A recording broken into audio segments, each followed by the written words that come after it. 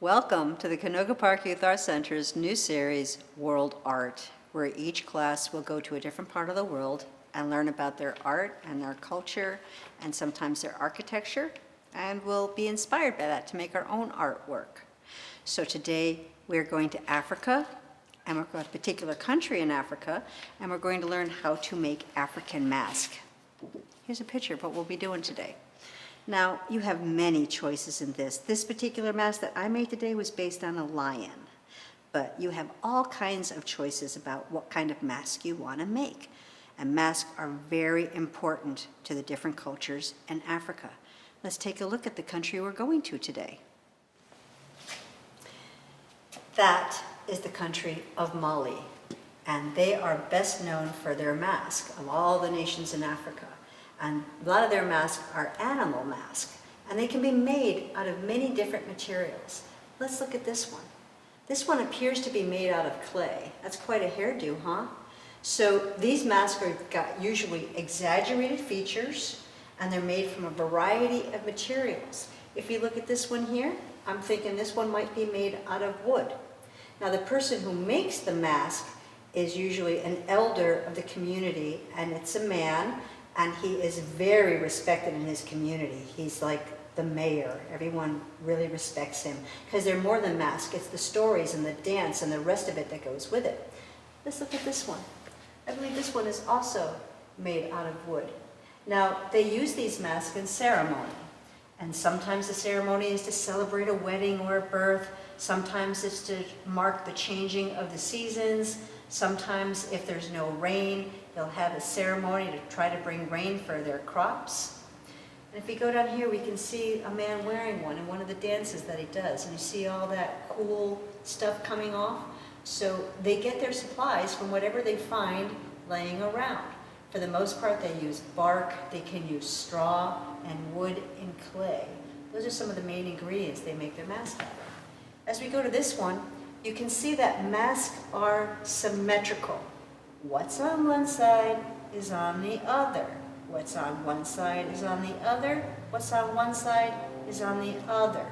So whether you make a person's mask or some sort of imaginary animal mask or a real animal mask, remember to keep it symmetrical. Whatever you do to one side, you need to do to the other. Let's take another look at my mask.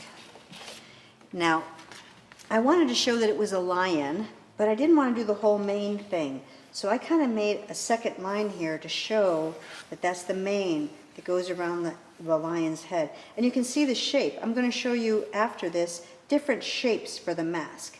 I put my ears on. I started looking like a cat right away. But remember, when we're making masks, we exaggerate things. Now, a lion's nose is not really that long. And a lion doesn't really have lines under his eyes like that, but it's called stylizing. I'm stylizing my mask. I'm giving it unique characteristics that may not look like a real lion, but we can still tell it's a lion. But there are other shapes you can use. This one I made, I was trying to make a bird. So you can see it's still the same kind of basic eyeball shape, and then I put feathers on it to make it read more like a bird. Here's my birdie's eyes, and there's my birdie's beak. And then here's some feathers around underneath their head.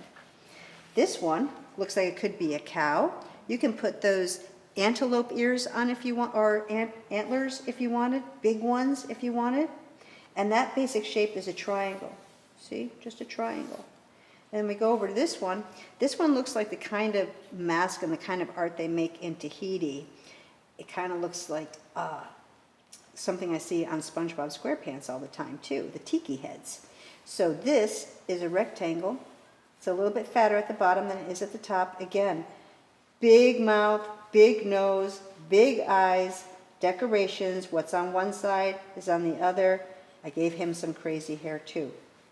And our last mask shape is also kind of like a triangle, only a long triangle.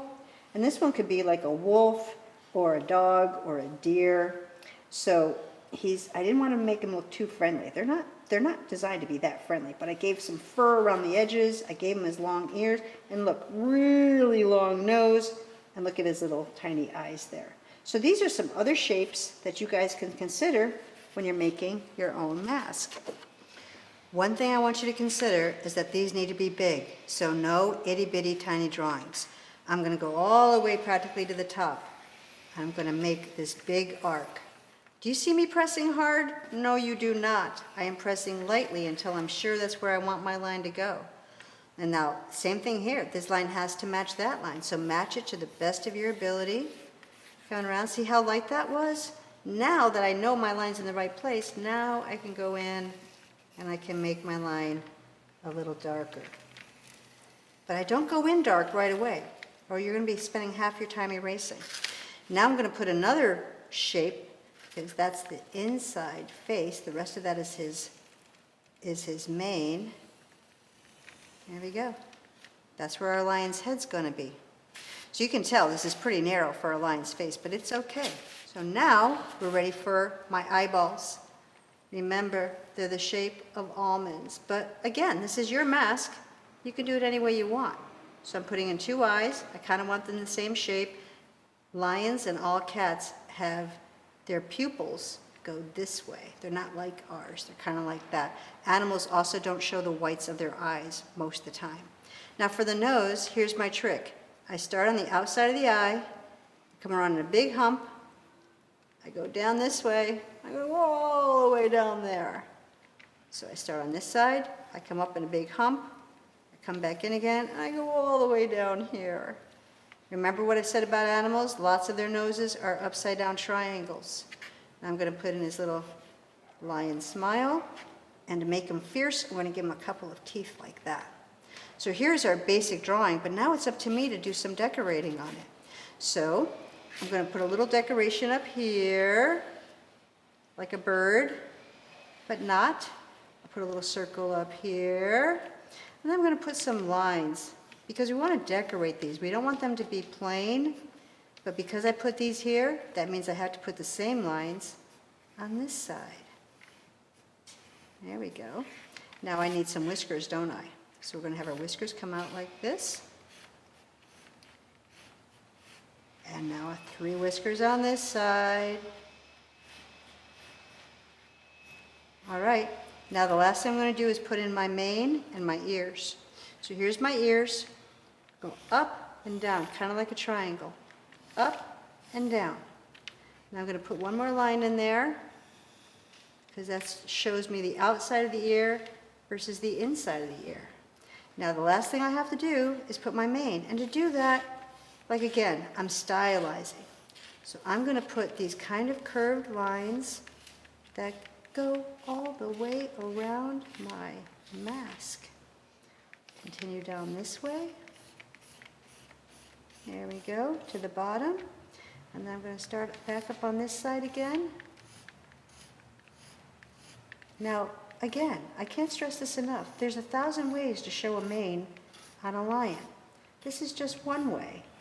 And you can pick any animal you want, and it doesn't even have to be a real animal. It can be an imaginary animal.